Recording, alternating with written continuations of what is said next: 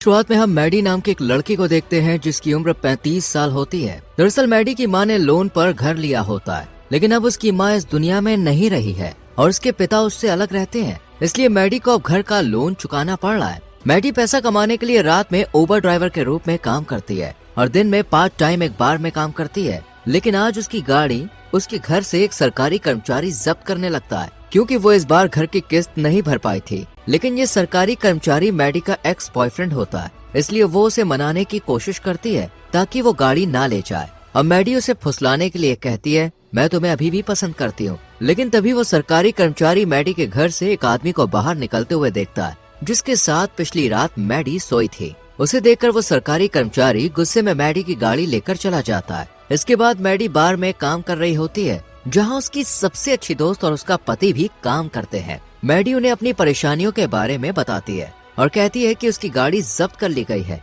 जिससे अब वो रात में कैसे उबर चलाएगी और कैसे अपने घर का लोन चुकाएगी। मैडी की दोस्त उसे एक अमीर परिवार की जॉब लिस्टिंग दिखाती है, जिसमें एक अमीर परिवार अपने 18 साल के इकलौते बेटे के लिए किसी सुंदर सी लड़की की तलाश में है जो उसे डेट कर सके। इसके बदले में वो एक महंगी गाड़ी उसको दे रहे हैं। मैडी को पता चलता है कि वो लोग 20 से 25 साल की लड़कियां ढूंढ रहे हैं, लेकिन उसकी उम्र 35 साल है। फिर भी वो इस काम को आजमाने का फैसला करती है, क्योंकि फिलहाल उसे किसी भी तरह घर का लोन चुकाना है। अगले दिन मैडी उस अमीर परिवार के घर पहुंच जाती है, जहां वो उस कपल से मिलती है जिन्होंने अपने बेटे के लिए ऐड डाला था। वो बताते हैं कि उनका बेटा 18 साल का हो चुका है, जिसका नाम पर्सी है, लेकिन वो बहुत शर्मीला और अजीब स्वभाव का है। उसके बहुत ही कम दोस्त हैं और वो अपने कमरे में वीडियो गेम खेलने में सारा दिन बिताता है। वो बताते हैं कि पर्सी को लड़कियों से बात करने, शराब पीने या पार्टियों का कोई अनुभव नहीं है। वो बहुत मासूम है और अपने कंफर्ट जोन में रहने वाला लड़का है, इसलिए उसके माता पिता चाहते हैं कि मैडी उसे डेट करे और उसका कॉन्फिडेंस बढ़ाए,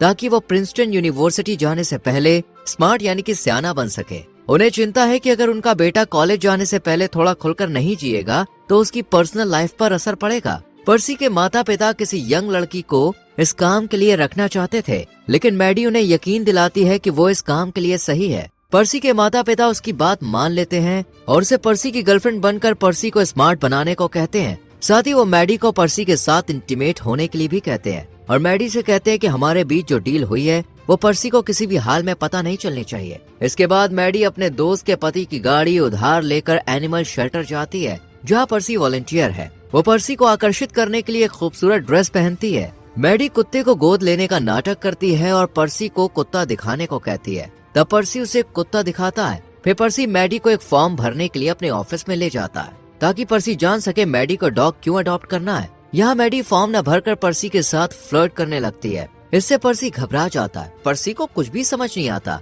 इसलिए वो जल्दी वहाँ से घर जाने की कोशिश करता है, लेकिन मैडी उसे अपनी वैन में छोड़ने का प्रस्ताव देती है। पर्सी कहता है कि वो साइकिल लेकर आया है और बहाना बनाते हुए निकलने की कोशिश करता है। तब मैडी उसे रोकती है और उसकी साइकिल अपनी वैन में रख देती है, जिससे उसके पास कोई और रास्ता नहीं बचता है और उसे वैन में बैठकर मैडी के साथ जाना पड़ता है। यहाँ पर्सी को लगता है कि मैडी ने उसे किडनैप कर लिया है और जब वो उसे उसके घर ले जाने के बजाय अपने घर की ओर ले जाने लगती है तो पर्सी घबरा जाता है। जब मैडी अपने घर के पास गाड़ी रोकती है तब पर्सी अपने बैग से पेपर स्प्रे निकालकर उसके चेहरे पर छिड़क देता है, जिससे मैडी गाड़ी से बाहर निकलकर दर्द से तड़पने लगती है। वो पर्सी से कहती है कि वो उसे किडनैप नहीं कर रही थी, बल्कि सिर्फ उसके साथ डेट पर जाना चाहती थी और उसकी तारीफ भी करती है। ये सुनकर पर्सी उसके लिए पानी लाता है, जिससे वो अपना चेहरा और आंखें साफ करती है। पर्सी उससे कहता है कि वो भी उसके साथ डेट पर जाना चाहता है। रात में मैडी पर्सी को एक बार में लेकर जाती है, पर पर्सी हाफ पैंट में आया होता है, जिसे देखकर सभी लोग हंसने लगते हैं।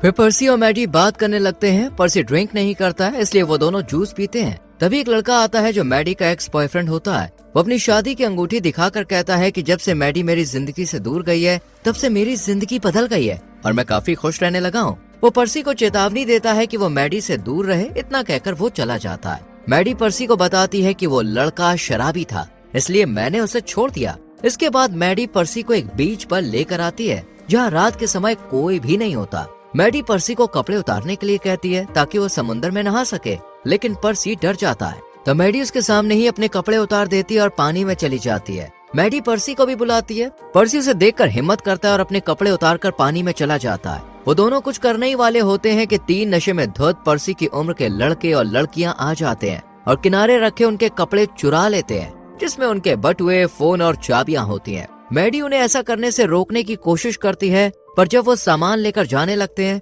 तब मैडी बिना कपड़ों के ही पानी से बाहर आ जाती है और तीनों से लड़ने लगती है। तब वो तीनों डर कर उनका सामान वापस दे देते हैं। जब मैडी वापस पानी में जाती है तो मैडी का उनके प्रति हिंसक व्यवहार देखकर पर्सी परेशान होता है और उसे बताता है कि उसे ऐसे लड़ना नहीं चाहिए। मैडी उससे कहती है कि अगर मैंने उनको नहीं रोका होता तो वो लोग हमारे सामान लेकर भाग जाते। फिर मैडी पर्सी के करीब आने लगती है, पर वो पीछे हट जाता है, जिससे मैडी गुस्से में पानी से बाहर निकलती है और कपड़े पहन लेती है। फिर वो अपनी गाड़ी स्टार्ट करती है और जाने लगती है। तब पर्सी उसके पास आता है और माफी मांगता है। मैडी उसे उसके कपड़े देती है और फिर उसे अपने घर लेकर जाती है। मैडी फिर से पर्सी को बहकाने की कोशिश करती है। वो उसे अपने करीब लाने के लिए डांस भी करती है, लेकिन पर्सी उसके पास नहीं आता। तब मैडी उसे भी ऐसा ही डांस करने के लिए कहती है। दरअसल मैडी चाहती थी कि उसकी जो डील पर्सी के पेरेंट्स के साथ हुई है वो जल्दी से खत्म हो जाए और उसे महंगी कार मिल जाए, इसलिए वो पर्सी के साथ जल्दी से क्लोज होना चाहती थी। पर पर्सी मैडी को पहले अच्छे से जानना चाहता था और उससे पहले उसके साथ इंटीमेट नहीं होना चाहता है। पर पर्सी पहली बार मैडी को किस करता है। इसी बीच मैडी की नजर पर्सी की पीठ पर पड़े छाले पर जाती है। ये देखकर वो उसकी पीठ पर लोशन लगाती है। पर्सी मैडी को बताता है कि तुम्हारे आने से पहले मैं घर में ही रहता था, क्योंकि मेरे दोस्त मेरा मजाक उड़ाते थे और मुझे लड़कियों से बात करने में डर लगता था। यही वजह थी कि मैं बाहर जाना पसंद नहीं करता था। मैडी भी पर्सी को अपने बारे में बताती है, जिससे दोनों के बीच एक कनेक्शन बनने लगता है। इसके बाद मैडी और पर्सी डेट करना जारी रखते हैं, एक दूसरे के बारे में और ज्यादा जानते हैं और उनकी दोस्ती गहरी होने लगती है। वो दोनों साथ में खेलते हैं, घूमते हैं और मस्ती करते हैं। धीरे धीरे पर्सी बाहरी दुनिया के प्रति खुलने लगता है। मैडी उसे जिंदगी के मजे लेना और खुलकर जीना सिखाती है। फिर उसी रात में दोनों एक शानदार रेस्टोरेंट में डिनर के लिए जाते हैं, जहाँ मैडी के कहने पर पर्सी पियानो बजाता है। ये सभी को बहुत पसंद आता है और लोग उसकी तारीफ करने लगते हैं।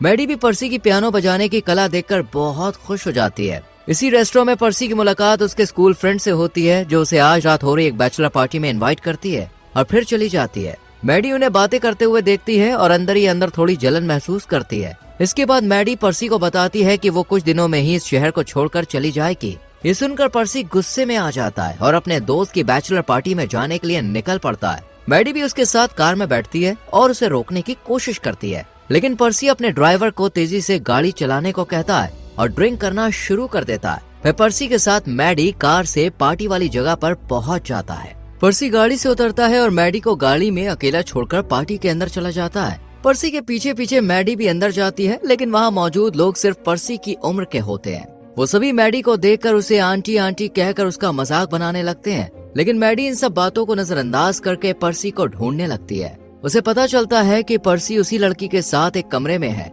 जिसने उसे पार्टी में इनवाइट किया था। पर मैडी देखती है कि कमरे का दरवाजा बंद है, इसलिए वो चिल्लाकर डोर खोलने के लिए कहती है, लेकिन जब वो दरवाजा नहीं खोलते तो मैडी जबरदस्ती दरवाजा तोड़कर अंदर चली जाती है। वहाँ वो देखती है कि पर्सी उसी लड़की के साथ बेड पर बैठा है, हालांकि उन्होंने कुछ किया नहीं होता। मैडी देखती है कि पर्सी की तबीयत खराब है, क्योंकि उसने जरूरत से ज्यादा शराब पी ली थी। यहाँ मैडी उसे उल्टी करवाने के लिए बाथरूम में ले जाती है। तभी बच्चों के माता पिता भी वहाँ पे आ जाते हैं और मैडी को वहाँ से जाने के लिए कहते हैं, इसलिए मैडी पर्सी को लेकर वहाँ से निकल जाती है। वो दोनों कार से जा रहे होते हैं, तब पर्सी उससे कहता है कि वो मैं तुम्हारे साथ क्लोज होने के लिए तैयार हूँ और मैं तुमसे प्यार करता हूँ। ये सुनकर मैडी को लगता है कि पर्सी बहुत नशे में है और उनका इंटीमेट होने का ये सही समय नहीं है, इसलिए वो मना कर देती है। अगले दिन पर्सी के माता पिता नोटिस करते हैं कि वो अब अधिक कॉन्फिडेंट और स्मार्ट हो गया है, जिससे वो काफी खुश होते हैं। पर्सी उन्हें बताता है कि वो अब प्रिंसटन यूनिवर्सिटी नहीं जाना चाहता, क्योंकि उसकी एक गर्लफ्रेंड बन गई है जिसका नाम मैडी है और वो उसके पास रहना चाहता है। ये सुनकर पर्सी के माता पिता परेशान हो जाते हैं, क्योंकि वो चाहते थे कि पर्सी प्रिंसटन यूनिवर्सिटी जाने से पहले होशियार हो जाए। लेकिन अब जब वो यूनिवर्सिटी ही नहीं जाना चाहता तो उनका प्लान खराब होने लगता है। इसलिए पर्सी के माता पिता मैडी को कॉल करके मिलने के लिए बुलाते हैं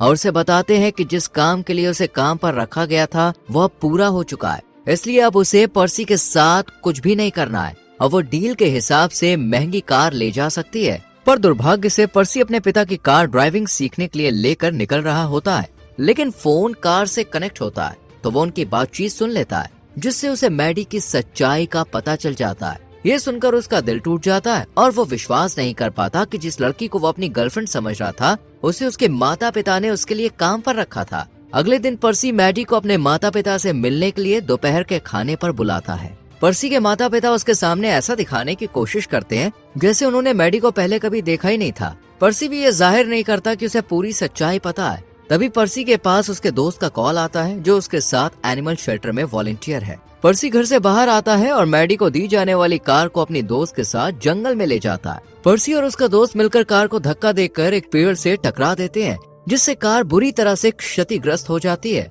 पर्सी ये सब इसलिए करता है ताकि वो मैडी के धोखे का बदला ले सके। जब पर्सी घर लौटता है तो वो मैडी के करीब आने की कोशिश करता है। मैडी मान जाती है क्योंकि वो सब कुछ खत्म करने वाली थी, लेकिन पर्सी मैडी के दिए धोखे से दुखी होता है, इसलिए वो रुक जाता है और मैडी से कहता है कि उसे सब कुछ पता चल गया है, उसके और उसके माता पिता के बीच क्या डील हुई थी। पर्सी बहुत गुस्से में होता है और अब मैडी को देखना भी नहीं चाहता है, क्योंकि मैडी ने उससे प्यार करने का नाटक किया था। मैडी उसे समझाने की कोशिश करती है कि उसने मजबूरी में ये सब किया, पर पर्सी उसकी कोई बात नहीं सुनता और मैडी यहाँ से चली जाती है। उसे अब पर्सी के माता पिता की दी हुई कार भी मिल जाती है, जिसको पर्सी ने ठोक दिया होता है। यहाँ पर्सी अपने माता पिता पर काफी गुस्सा करता है और उनसे कहता है कि वो उसे अपनी मर्जी से जिंदगी जीने दे। वो पहले की तरह ज्यादातर समय अपने कमरे में बिताने लगता है और वीडियो गेम खेलने में लग जाता है। वो मैडी के किसी भी मैसेज या कॉल का जवाब नहीं देता। उधर मैडी पर्सी के पेरेंट्स की दी हुई कार को रिपेयर करवा लेती है और पैसे जुटाकर अपने घर का लोन चुका देती है। इस खुशी में वो अपने दोस्त और उसके पति को पार्टी देती है,